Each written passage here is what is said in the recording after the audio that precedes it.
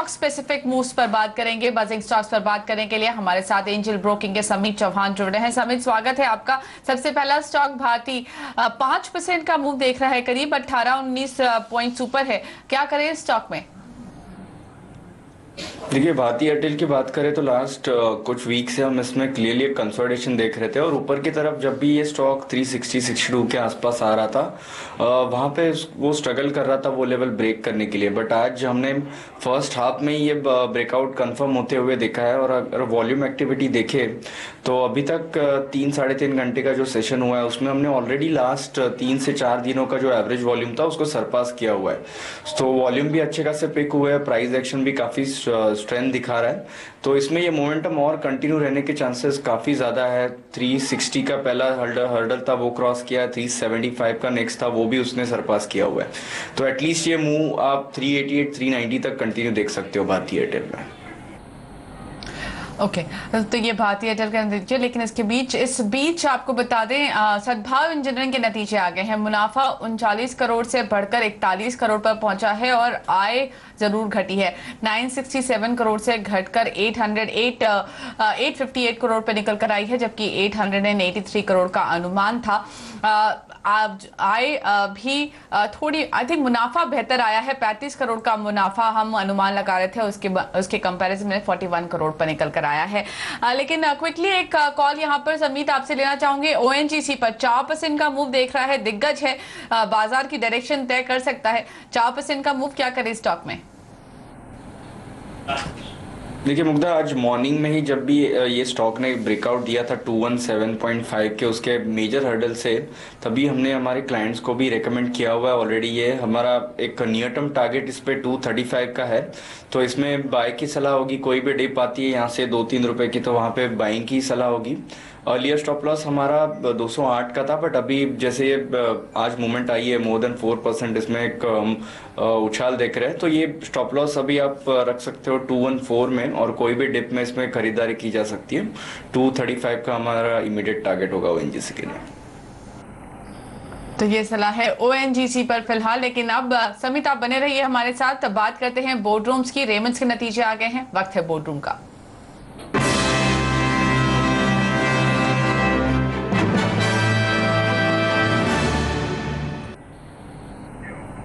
हमारे साथ जुड़ रहे हैं रेमंड के ग्रुप सीएफओ संजय बहल। संजय जी, आपका स्वागत है। डिमांड सिचुएशन इस वक्त कैसी दिखाई दे रही है? फुटफॉल्स का क्या सिचुएशन है आपकी जो शॉप्स है वहां पर?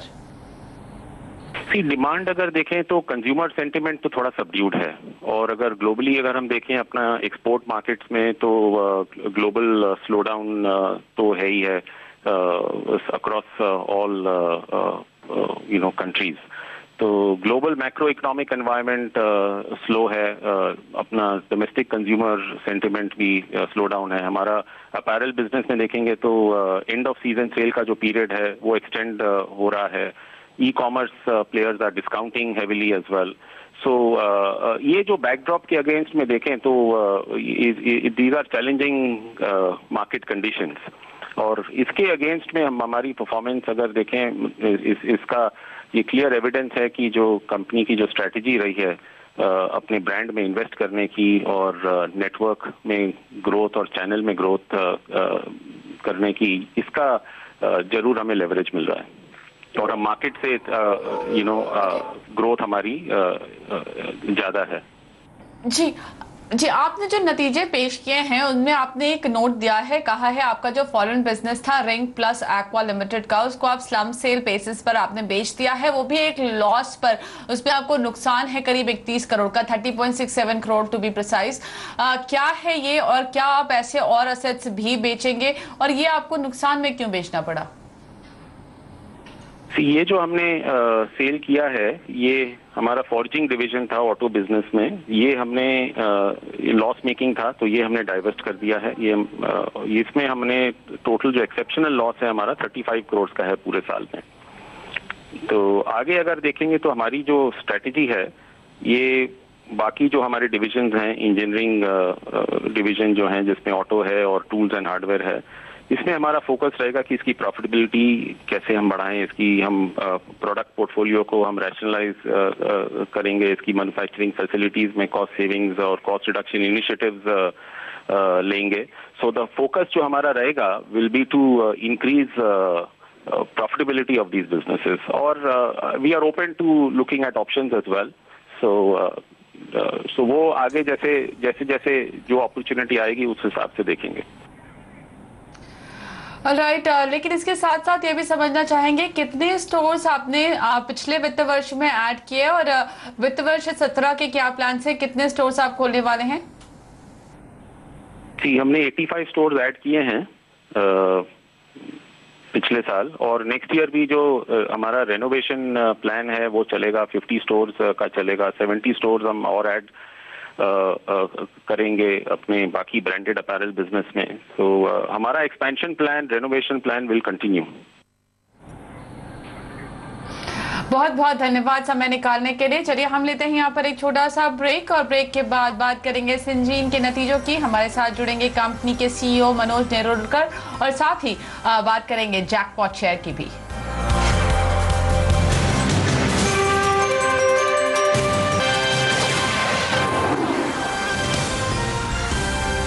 और अब वक्त है कमाई के जैकपॉट शेयर का.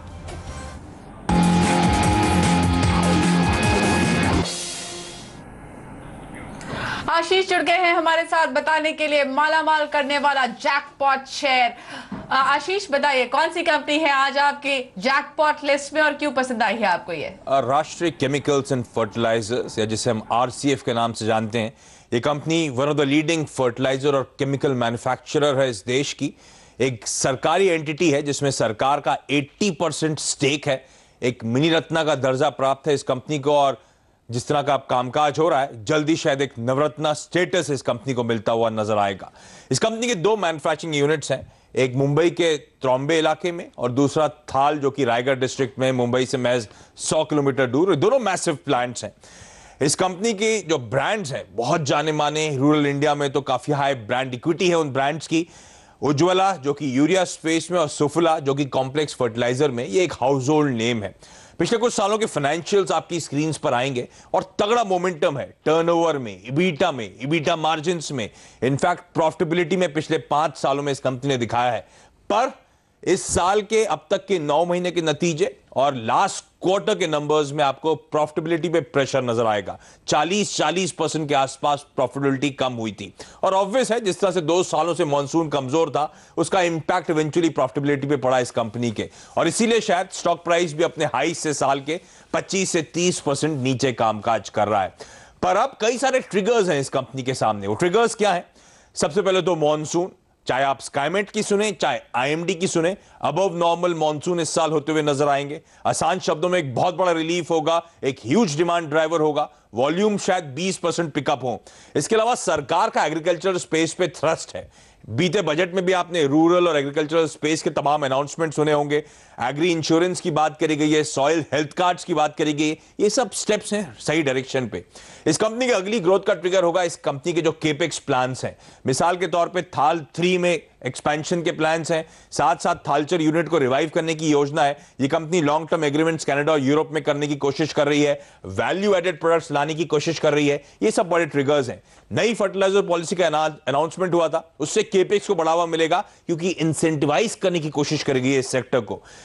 अच्छा, अच्छे केपेक्स के बावजूद भी ध्यान रखें इस कंपनी के डिविडेंड डोल आउट लगातार बढ़ता हुआ 18% FY15 में हुआ था, जो अब तक के इतिहास में इस कंपनी के सबसे तगड़ा डिविडेंड डोल आउट हुआ है. तो ये कंपनी लगातार अच्छा डिविडेंड देती हुई भी आपको नजर आएगी.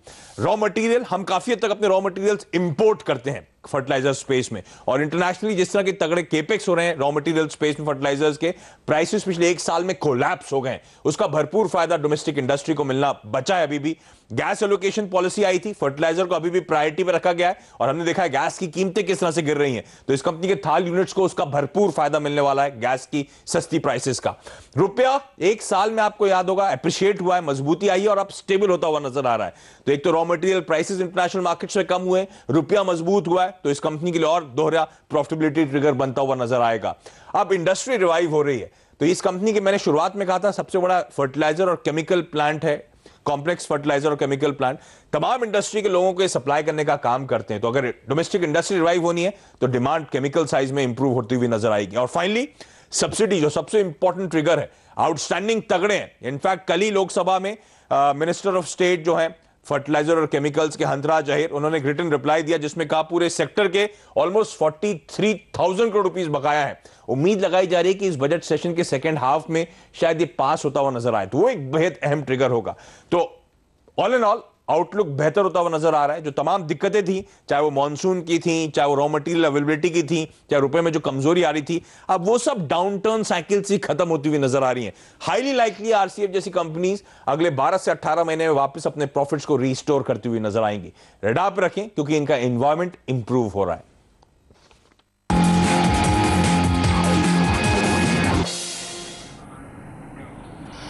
चलिए वापस से फोकस करते हैं आज के बजिंग स्टॉक्स पर। समित बने हुए हैं हमारे साथ। समित, नेक्स्ट स्टॉक जिस पर रिव्यू लेना चाहूंगी वो है एनसीसी लिमिटेड। इस पूरा हफ्ता अच्छा खासा मूव देख चुका है ये स्टॉक, करीब करीब 11% का मूव देख चुका है और आज भी 5% ऊपर है। क्या व्यू है आपका? जिस मुद्दा देखिए, कल इसने जो प्राइस एक्शन दी थी उसमें उसका एक बुलिश पैटर्न कंफर्म हुआ था विद वॉल्यूम्स। तो आज भी हम उसका एक फॉलोअप बाइंग देख रहे हैं। क्लियरली स्टॉक नियरली 5% ऊपर है। इसका अगर हम हायर डिग्री चार्ट देखें तो वो अभी पॉजिटिव टर्न हो गया। जो प्रीवियस 77-78 का उसका हर्डल था वो अभी कन्विंसिंगली क्रॉस हो गया। सो ये स्टॉक अभी बाय ऑन डिप कैंडिडेट बन गया है। क्लियरली 78-76 का नियर टर्म में अच्छा खासा सपोर्ट होगा। सो कोई भी डिप में बाइंग करने की सलाह होगी। 72 का स्ट्रॉन्ग सपोर्ट है तो उसके नीचे ट्रेडर्स अपना एक स्टॉप लॉस मेंटेन कर सकते हैं और ये जो मोमेंटम है इसका एटलीस्ट कंटिन्यू हो सकता है टुवर्ड्स 92 से 94 तक। ओके, इस बीच यूरोपियन बाजार खुल गए हैं, एक बार वहां पर भी नजर डाल लेते हैं। करीब करीब 1/4% की मजबूती के साथ खुलते हुए दिखाई दे रहे हैं यूरोपियन बाजार। तो लगभग जितना भारतीय बाजार ऊपर है उतना ही यूरोपियन बाजार भी मूव देख रहे हैं। लेकिन फुत्सी जरूर दबाव में है। फुत्सी का इस वक्त 0.08% नीचे, लेकिन कैक और डैक्स करीब 1/4% ऊपर। चलिए एक और स्टॉक JSPL की बात करेंगे क्योंकि वहां पर अच्छी खासी मजबूती देखने को मिल रही है। JSW एनर्जी को, कंपनी की योजना है JSW एनर्जी को 1000 मेगावाट का पावर प्लांट बेचने की और इसी वजह से इस खबर के बाद से आप यहां पर एक बड़ा मूव देख रहे हैं। JSW एनर्जी की आज बोर्ड बैठक भी है जहां नतीजों का भी ऐलान होना है, तो मार्केट एक्सपेक्ट कर रहा है कि शायद उसमें ही ये डिसीजन सामने आ जाए। JSPL क्या करे, इस वक्त करीब करीब 5.6% ऊपर है। देखिए मुद्दा ये क्लियरली एक अंडर परफॉर्मिंग स्टॉक रहा है। हम अगर 1-1.5 साल की इसकी प्राइस एक्शन देखें, बट कहीं ना कहीं लास्ट कुछ वीक्स की अगर हम प्राइस मूवमेंट देखें तो 55-60 के आसपास इसने एक अच्छा खासा बेस बनाया था और 2 वीक पहले इसने एक नियर टर्म चार्ट्स में एक ब्रेकआउट दिया था which is around 66-67 with substantial rise in volumes. तो वो क्लियरली इंडिकेट करता है कि उसका जो मोमेंटम है at least for next couple of weeks ये मोमेंटम क्लियरली ऊपर की तरफ कंटिन्यू रहेगा। आज भी अच्छा खासा ट्रैक्शन देख रहे हैं। ये मोमेंटम एटलीस्ट हम देख सकते हैं टुवर्ड्स 88-90 तक कंटिन्यू रहने की। तो जिन्होंने बाय किया है लो लेवल्स पे 67-70 के अगर बाइंग पोजीशन जिनकी होल्ड है अभी भी, वो एटलीस्ट 88 से 90 के लेवल के लिए इसमें बने रहना चाहिए। ओके, तो ये सलाह है जिंदल स्टील एंड पावर के पर। लेकिन इसी के साथ समित आपसे इजाजत लेने का वक्त। बहुत बहुत धन्यवाद समय निकालने के लिए। हम लेते हैं यहाँ पर बाजारों का हाल में एक छोटा सा ब्रेक और ब्रेक के बाद कमोडिटी बाजार के एक्शन पर रखेंगे नजर।